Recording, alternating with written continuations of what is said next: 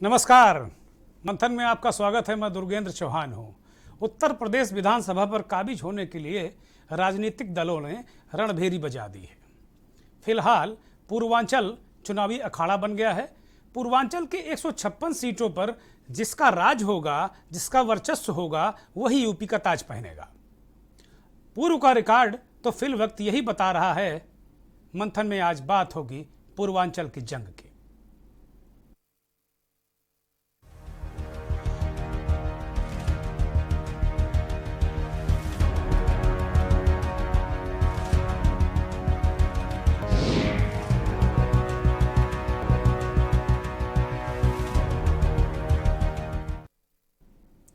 दो 2017 के यूपी विधानसभा चुनाव में बीजेपी को प्रचंड बहुमत दिलाने में पूरब का बहुत बड़ा हाथ रहा है। यही वजह है कि कभी पूर्वांचल के ताकतवर कद्दावर नेता माने जाने वाले योगी आदित्यनाथ को मुख्यमंत्री की कुर्सी मिली। हालांकि बीजेपी के भीतर ही उन्हें मुख्यमंत्री बनाने पर अंतर्विरोध था।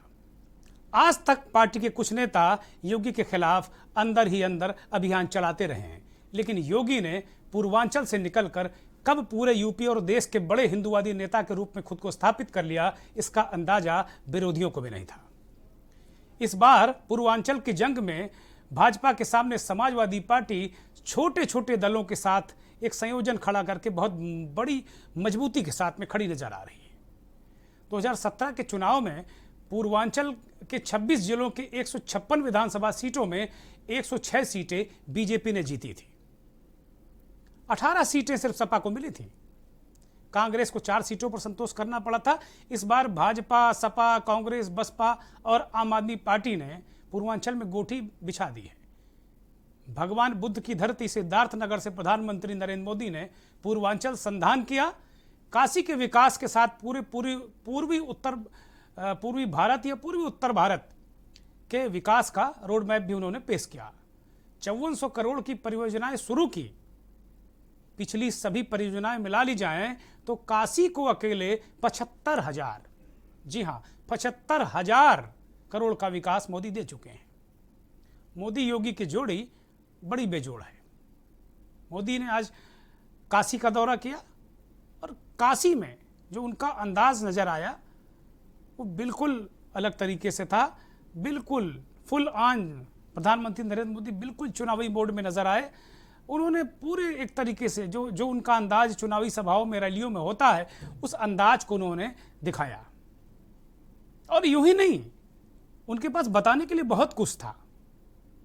काशी के गौरवशाली इतिहास की उन्होंने बात की और उन्होंने कहा कि पूर्ववर्ती सरकारें जो बीजेपी से पहले 70 सालों तक यहां राज करती रही हैं, उन सरकारों ने काशी में कोई काम नहीं किया था।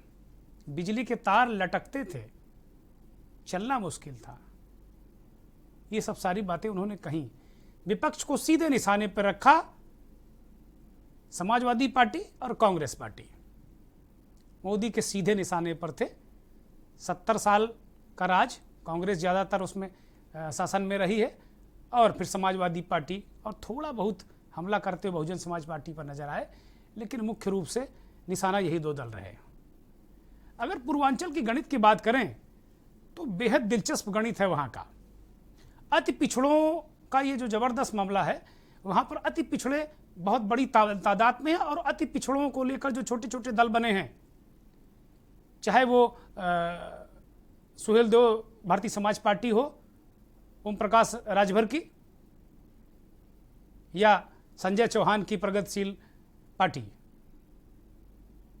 इस तरीके के जो छोटे छोटे दल हैं वो पूर्वांचल में अपने आप में एक अलग तरीके से गुणागणित को बना देते हैं। पिछले चुनाव में जो 2017 का चुनाव था, राजभर बीजेपी के साथ थे। 27 तारीख को, इसी 27 अक्टूबर को मऊ के मैदान में राजभर और उनके सहयोगी, जो उनका मोर्चा है, उसके कई छोटे छोटे घटक दल एक बहुत बड़ी सभा कर रहे हैं। और राजभर ने कहा कि हमने कोई दबी छुपी बात नहीं की, हमने सभी दलों को बुलाया था। समाजवादी पार्टी हमसे बात करने आई, हमने बात की, बात बन गई। तो समाजवादी पार्टी के साथ में गठबंधन का ऐलान कमरे के भीतर नहीं करेंगे राजभर, खुले मैदान में, खुले मंच पर। तो ये बड़ा देखना दिलचस्प होगा कि क्या संदेश जाता है। लेकिन इन सब चीज़ों को देखते हुए अगर पिछली बार का गुणा गणित देखें और इस बार की स्थिति को देखें तो बहुत मजबूती के साथ समाजवादी पार्टी पूर्वांचल में लड़ती नजर आएगी। 18 सीटों वाली स्थिति बिल्कुल नहीं रहेगी। मैं पूरे दमखम के साथ इस बात को कह रहा हूं, डंके की चोट पर इस बात को कह रहा हूं। जो लोग मेरी इस बात को सुन रहे हो, कागज कलम निकाल कर रख लें, 18 सीटें तो समाजवादी पार्टी को नहीं मिलेंगी। ये आंकड़ा बहुत आगे होगा, काफी ज्यादा आगे होगा, क्योंकि इस बार जो जातीय संयोजन है ना, जो छोटे छोटे कम्युनिटीज को लेकर 2%, 3%, 4%, वो गुणा गणित बिल्कुल गजब टाइप का बनाया है। तो पूर्वांचल की जंग बड़ी दिलचस्प है। जैसा कि मैंने कहा कि जो पूर्वांचल जीतेगा वो राज करेगा, उत्तर प्रदेश पे राज करेगा। और जब जब समाजवादी पार्टी भी जब 2012 में सत्ता में आई थी तो पूर्वांचल से झुआ भर सीटें मिली थी, झुआ भर। थोड़ा हम और करीब कर लेते हैं, झुआ ज़्यादा बड़ा हो रहा तो फ्रेम से बाहर निकल जा रहा। झुआ भर सीटें मिली थी समाजवादी पार्टी को। बहन कुमारी मायावती का जैसे स्ट्रांग होल्ड पश्चिम रहता था, जब उनकी सरकार बनी तो पश्चिम उत्तर प्रदेश ने झोली भर के वोट दिए उन्हें। पूर्वांचल से भी अच्छा प्लस मिला। मध्य उत्तर प्रदेश में तो भारतीय जनता पार्टी स्ट्रांग थी पहले से ही। एक बुरा दौर था, उस दौर की बात छोड़ दें, लेकिन भारतीय जनता पार्टी मध्य उत्तर प्रदेश में हमेशा स्ट्रांग रही है। लेकिन पूर्वांचल में योगी आदित्यनाथ की बदौलत, इसमें कहीं किसी बहुत बड़ा योगदान नहीं, केशव प्रसाद मौर्य जो पिछड़ों को लेकर उन्होंने साधा, पिछड़ों के वोट बैंक को साधा, और योगी का जो तीक्ष्ण हिंदुत्व है। पूर्वांचल का जो युवा है ना, वो युवा योगी आदित्यनाथ को फॉलो करता है। उस युवा ने भारतीय जनता पार्टी को सत्ता की दौड़ में इतना आगे खड़ा कर दिया कि 325 सीटें जीत गई भारतीय जनता पार्टी। भूतो न भविष्यतो, अद्भुत ऐसा प्रचंड बहुमत विधानसभा में मुझे नहीं लगता कि भारतीय जनता पार्टी को कभी मिला है और मिलेगा भी नहीं। ये प्रचंड बहुमत है, क्योंकि परिस्थितियां जब कोई सरकार 5 साल राज कर लेती है तो तमाम लोग असंतुष्ट हो जाते हैं, तमाम चीजें बनती बिगड़ती हैं। लेकिन भारतीय जनता पार्टी को इससे कम नहीं आंका जा सकता, क्योंकि उनके रणनीति, उनके जो सिस्टम है वो बड़ी जबरदस्त है। एक विधानसभा में 10-10 तरीके से वो सर्वे कराते हैं। प्रधानमंत्री नरेंद्र मोदी ने कैसे भगवान बुद्ध की धरती से उत्तर प्रदेश विधानसभा चुनाव का संधान किया, सुनिए। भाइयों और बहनों, हमसे पहले बरसों तक जो सरकार में रहे, उनके लिए स्वास्थ्य सेवा पैसा कमाने घोटालों का जरिया रही है। गरीब की परेशानी देखकर भी वो उनसे दूर भागते रहे। आज केंद्र और राज्य में वो सरकार है जो गरीब, दलित, शोषित, वंचित, पिछड़े, मध्यम वर्ग सभी का दर्द समझती है। देश में स्वास्थ्य सुविधाएं बेहतर करने के लिए हम दिन रात एक कर रहे हैं। पहले जनता का पैसा घोटालों में जाता था, ऐसे लोगों की तिजोरियों में जाता था। आज बड़े बड़े प्रोजेक्ट में पैसे लग रहा। आयुष्मान भारत के तहत जो एक स्वास्थ्य सेवाओं, मुफ्त स्वास्थ्य सेवाएं देने का जो मिशन छेड़ रखा है प्रधानमंत्री ने, वो यूं ही व्यर्थ नहीं जाने वाला। उसमें कहीं ना कहीं स्पार्क है जबरदस्त, क्योंकि गांवों में अगर आप जाएंगे तो इसका असर आपको देखने को मिलेगा, इसमें कहीं कोई संदेह नहीं। ये स्वास्थ्य मिशन के दूसरे चरण का शुभारंभ था। यही नहीं, काशी की धरती से, भगवान बुद्ध की धरती से, भगवान भोलेनाथ शिव शंकर की स्थली से, बाबा विश्वनाथ के दर से पूरे 10 राज्यों के लिए जो कार्य योजना थी हेल्थ मिशन की, स्वास्थ्य सेवाओं के लिए, वो लॉन्च की गई। आज प्रधानमंत्री ने इसके लिए काशी चुना, भगवान बुद्ध की धरती को चुना। तो एक बड़ा संदेश पूर्वी उत्तर प्रदेश के लिए, बिहार के लिए, तमाम जो पूर्वी राज्य हैं, पूर्वी उत्तर भारत के जो राज्य हैं, उनके लिए एक बड़ा संदेश प्रधानमंत्री ने दिया है। निश्चित तौर पर ये बहुत गेम चेंजर योजनाएं हैं, इसमें कहीं कोई संदेह नहीं। अगर विपक्ष बहुत ज़्यादा खुश है तो उसे मेहनत करनी होगी, क्योंकि प्रधानमंत्री एक ऐसे नेता हैं कि वो किसी योजना, किसी परियोजना, किसी भविष्य की योजना के जरिए वो अंतिम समय भी चीज़ें बदल देते हैं। ये उनमें क्षमता है, इसमें कहीं कोई संदेह नहीं। और मुख्यमंत्री योगी आदित्यनाथ प्रखर हिंदुत्व का चेहरा है, ये नहीं भूलना चाहिए, क्योंकि हमने बहुत सारे लोगों को ऐसे भी सुना है कहते हुए कि हिंदुत्व की रक्षा होनी चाहिए, एक जून रोटी खा लेंगे। ऐसे भी लोग हैं,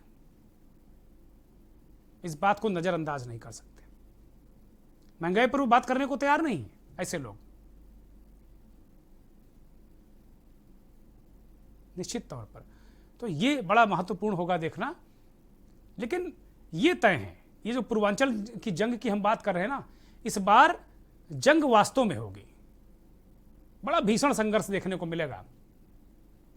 एक एक सीट पर आप नोट कर लीजिए, 156 जो सीटें हैं, एक एक सीट पर भीषण संघर्ष होगा, कांटे की टक्कर आपको देखने को मिलेगी, वो चाहे त्रिकोणीय हो चाहे सीधी हो। और पूर्वांचल में पिछली बार कांग्रेस पार्टी 4 सीटें लेकर आई थी।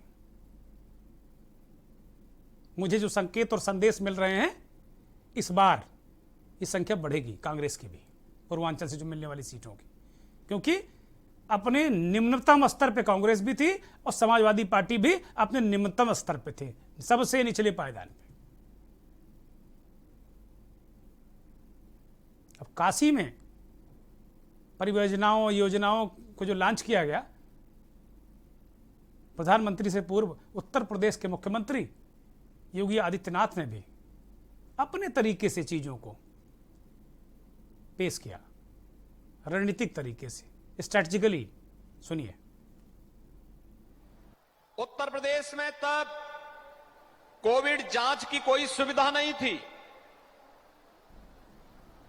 उस समय आदरणीय प्रधानमंत्री जी के मार्गदर्शन और उनके नेतृत्व में पीएम केयर से जो सहायता उत्तर प्रदेश सरकार को प्राप्त हुई, उसके कारण उत्तर प्रदेश ने न केवल सभी 75 जनपदों में आईसीयू बेड्स की स्थापना करने में सफलता प्राप्त की, बल्कि उत्तर प्रदेश के अंदर लगभग 60 लैब्स की स्थापना करके कोविड जांच की प्रक्रिया को भी तेजी के साथ बढ़ा करके उत्तर प्रदेश वर्तमान में प्रतिदिन 4 लाख कोविड टेस्ट करने की क्षमता रखता है।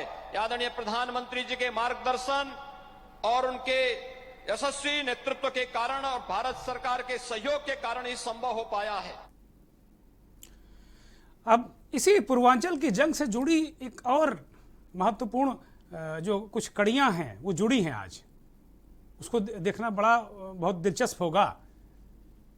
समाजवादी पार्टी में लगातार इधर कई दिनों से हम देख रहे हैं कि पूर्वांचल के दिग्गज नेता समाजवादी पार्टी में शामिल हो रहे हैं लगातार, और वो ऐसे वैसे नेता नहीं हैं जो कभी बहुजन समाज पार्टी की रीढ़ की हड्डी रहे हैं। राम अचल राजभर, ये नाम किसी परिचय का मोहताज नहीं है उत्तर प्रदेश में। बहुजन समाज पार्टी की राजनीति को जो लोग समझते हैं, राम अचल राजभर की गहराई को वो अच्छी तरह जानते हैं। बहुजन समाज पार्टी के प्रदेश अध्यक्ष बहन कुमारी मायावती की सरकार में परिवहन मंत्री, कई बार मंत्री। और ये दूसरे नेता जो आप तस्वीर में देख रहे हैं, लालजी वर्मा, बहुजन समाज पार्टी विधानमंडल दल के नेता थे अभी कुछ दिनों पहले तक। बहन कुमारी मायावती ने लालजी वर्मा और राम अचल राजभर दोनों को पार्टी से चलता कर दिया। आरोप वही, पार्टी विरोधी गतिविधियां। ये कौन तय करेगा, ये कौन पार्टी विरोधी गतिविधियां, ये कैसे सिद्ध हो पाएगा कि वो गतिविधियां कर रहे थे कि नहीं कर रहे थे। इन सब नेताओं ने आरोप लगाया, इन नेताओं ने आरोप लगाया खुलकर बहन कुमारी मायावती पर कि बहुजन समाज पार्टी नहीं, ब्राह्मण समाज पार्टी हो गई है, सतीश मिश्रा के चंगुल में आ गई है पार्टी। और इसी वजह से जो काशीराम के साथी मिशनरी जो नेता थे उनको निकाला गया। ये दो तस्वीरें आप देख रहे हैं। एक तस्वीर में रामाचल राजभर, लालजी वर्मा, और एक और तस्वीर ओम प्रकाश राजभर की भी हमने दिखाई। कुछ दिनों पहले ओम प्रकाश राजभर अखिलेश यादव से मिले और एक गठबंधन पर निर्णय हो गया, दोनों जुड़ गए। ऐसे ये दिखने में ये हो सकता है, कोई कह सकता है कि 4 सीटें तो जीती थी ओम प्रकाश राजभर ने पूर्वांचल में, क्या होता है, लेकिन वोट है 4%। अगर प्रत्येक सीट पर 2% भी और प्लस हो गया ना तो सीट यूं निकल जाएगी, यूं यूं यूं। बहुत बड़ी भूमिका अदा की थी इन छोटे छोटे जो चंक हैं। समाजवादी पार्टी ने इन 2 दिग्गज नेताओं को समाजवादी पार्टी में शामिल करके ये संकेत दे दिया कि समाजवादी पार्टी ने जो उसकी आर्टिलरी है ना, चुनावी आर्टिलरी, तोप खाना, उसमें 2 और बड़ी बड़ी तोपें शामिल कर ली हैं। लालजी वर्मा अति पिछड़े वर्ग से आते हैं और राजभर बहुत दबे कुचले गरीब साधनहीन लोगों का प्रतिनिधित्व करते हैं। रामाचल राजभर 6 बार के विधायक हैं वो। अभी कोई हमसे कह रहा था कि रामाचल राजभर और लालजी वर्मा तो निर्दलीय भी चुनाव जीत जाएंगे। अगर वो खड़े हो गए, उनको किसी पार्टी वार्टी की दरकार नहीं है। एक साथी ये भी कह रहे थे कि ये अच्छे मौसम विज्ञानी भी हैं दोनों नेता, जैसे रामविलास पासवान को कहा जाता था। तो उत्तर प्रदेश के लिए अच्छे मौसम विज्ञानी हैं। अगर ये कहीं जा रहे हैं तो मामला कुछ टेढ़ा है, कोई संकेत है, कोई संदेश है। चलिए खैर, अपना हर आदमी का अपना एक कहने का तरीका है। और ये चुनावी मौसम चल रहा है, 2022 में बहुत दिन बचे नहीं है चुनाव में, तो अपने अपने तरीके से लोग विश्लेषण करते हैं। अखिलेश यादव को सुनते हैं, उन्हें सुनना दिलचस्प होता है। आज भी उन्होंने कुछ महत्वपूर्ण बातें कहीं सुनी है। देखिए, अधिकारियों को सबसे पहले पता लग जाता है सरकार किसकी बनने जा रही है। और हम तो बीजेपी से कहेंगे कि वो जो नया सॉफ्टवेयर डाला था हमारे मोबाइल में भी डाल के देख लो कि कितने अधिकारी अब संपर्क में आ गए हैं। तो अब देखिए, अखिलेश यादव ने कहा कि भाई जो हमने कह रहे थे ना कि मामला कुछ टेढ़ा हो जाएगा, बड़ी बड़ी तोपें आ गई, अखिलेश यादव उससे आगे की बात कर रहे हैं। वो कह रहे हैं कि भाई अधिकारियों के हमारे पास फोन बहुत आ रहे हैं आजकल, बहुत हाल चाल पूछ रहे हैं, कैसे हैं भैया। अखिलेश यादव खुद कह रहे हैं, पता नहीं किस दुनकी में कह गए, बता गए। यह सिलेक्टिव लीकेज है भाई। इसे कहा भी जा रहा है कि भाई एक तरीके से दूसरे शब्दों में कह रहे हैं कि हमारी सरकार आ रही, फोन करो हमें। सिलेक्टिव लीकेज भी हो सकता है। लेकिन एक राजनीतिक विश्लेषक हमसे कह रहे थे कि पता नहीं कैसे बोल गए ये, मुलायम सिंह होते तो बिल्कुल नहीं बोलते। फोन तो आ रहे हैं समाजवादी पार्टी के पास, इसमें कहीं कोई संदेह नहीं है।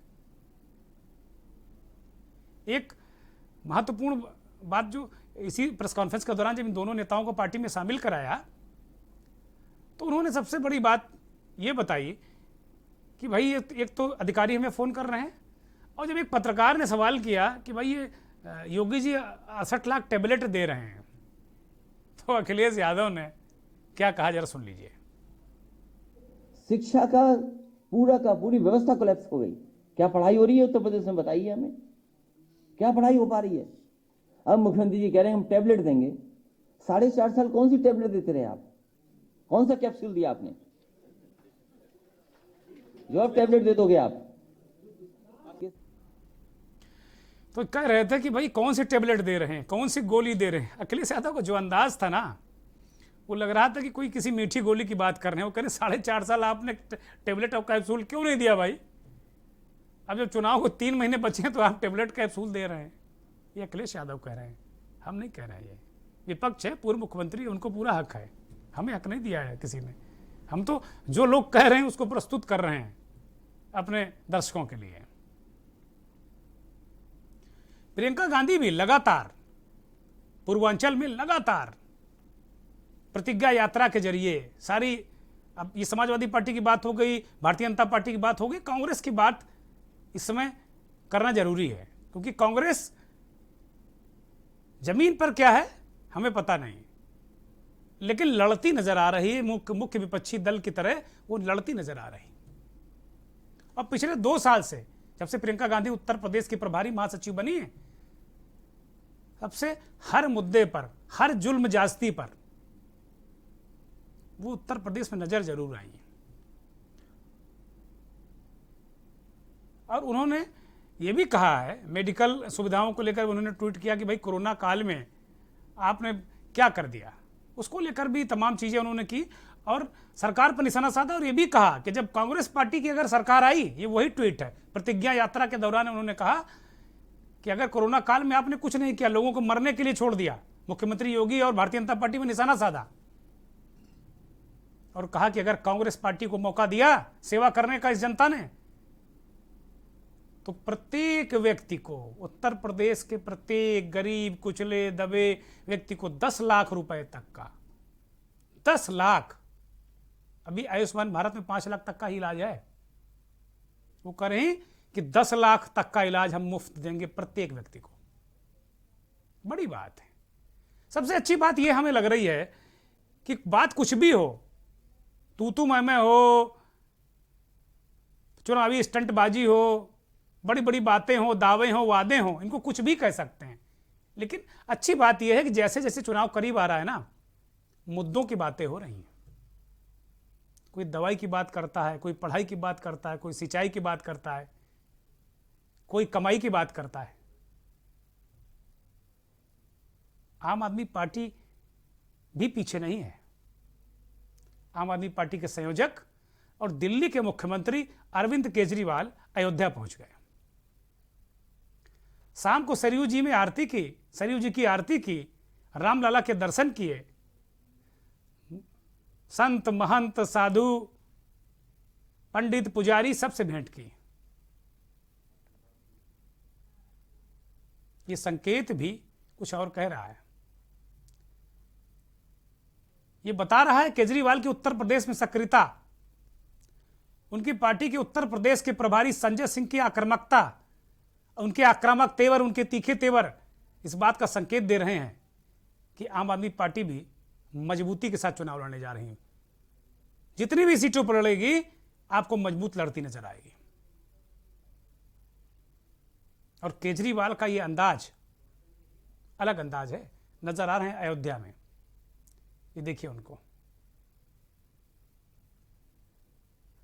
हम सहयोगियों से कहेंगे कि जरा आरती, अद्भुत, कानों में जैसे लगा कि मधुर रस घुल गया हो। अद्भुत अद्भुत। कण कण राम में डूबा है, कण कण भगवान में डूबा है।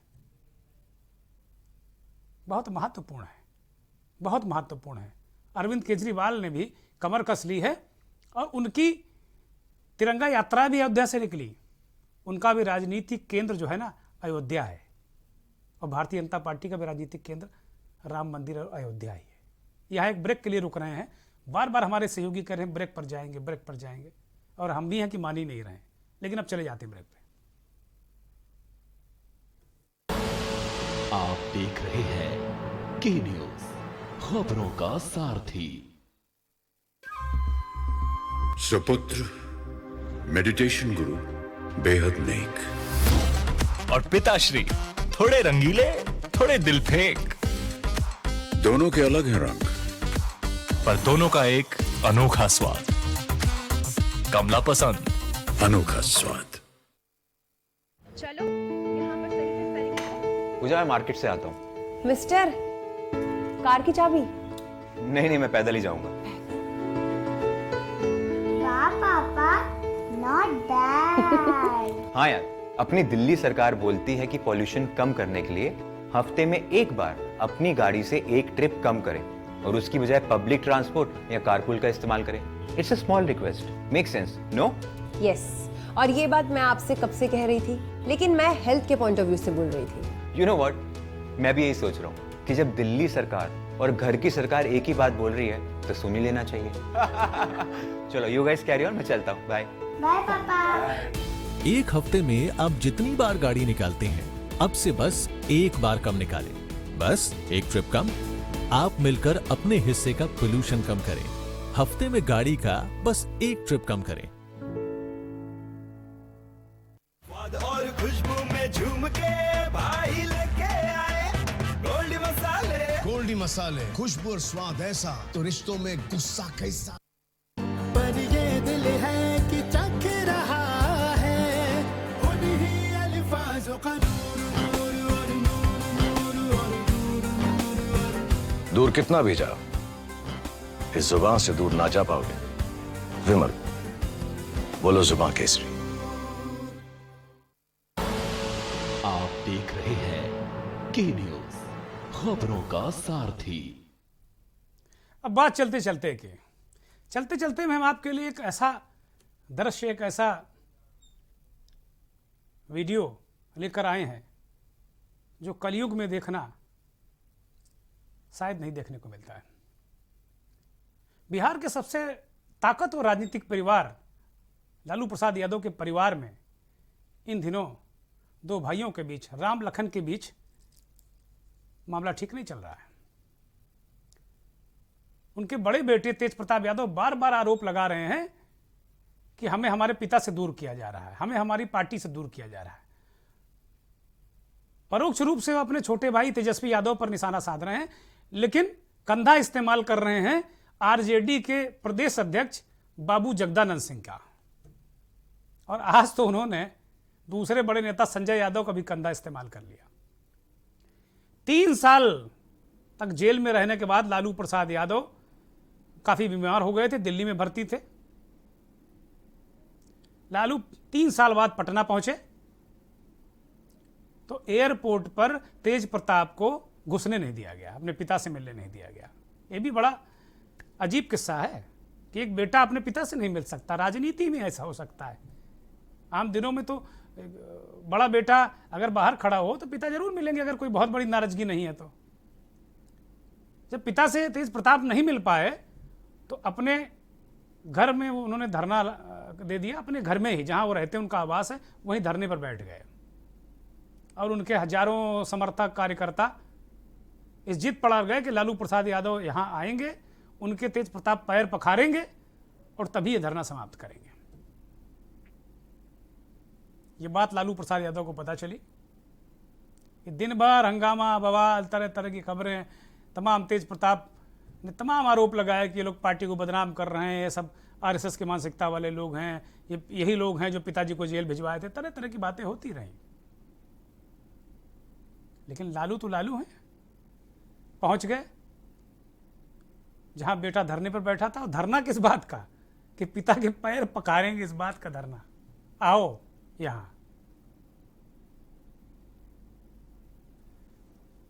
लेकिन दूध से पैर पखारने की बात थी, लेकिन उसे मना कर दिया गया और गंगा जल से, ये पानी से जो भी रहा हो, लेकिन लालू प्रसाद यादव के पैर पखारे, जो तस्वीरों में आप देख रहे हैं। और उनकी माता राबड़ी देवी पीछे बैठी हैं, वो कुछ बेटे को समझा रही हैं, सिर पर हाथ फेर रही हैं। ये तस्वीर बहुत कुछ बयां करती है, बहुत कुछ बयां करती है राजनीति में। लेकिन अंत में जहां भी आप जाइए, तरीका गांधी का ही लगता है। चाहे दक्षिणपंथी हो, चाहे वामपंथी हो, चाहे मध्य मार्गी हो, अनुसरण सब गांधी का ही करते हैं। पूरी दुनिया गांधी को करती है। तेज प्रताप ने भी तो गांधीवादी तरीका अपनाया, बैठ गए अनशन करके कि पिताजी जब आएंगे पैर पकारेंगे तभी अनशन खत्म करेंगे। आना पड़ा लालू को। तो यही संदेश है महात्मा गांधी का कि भैया गांधीवाद से बड़ा कोई हथियार है नहीं। दुनिया में गांधी से बड़ा कुछ भी नहीं है। दुनिया के तमाम देश गांधीवाद पर चलकर अमन, चैन, शांति, प्रगति सब करते हैं। बहुत बहुत धन्यवाद। नमस्कार।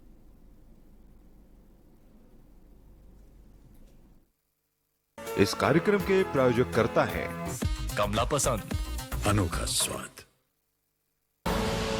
आप देख रहे हैं के न्यूज, खबरों का सारथी। सुपुत्र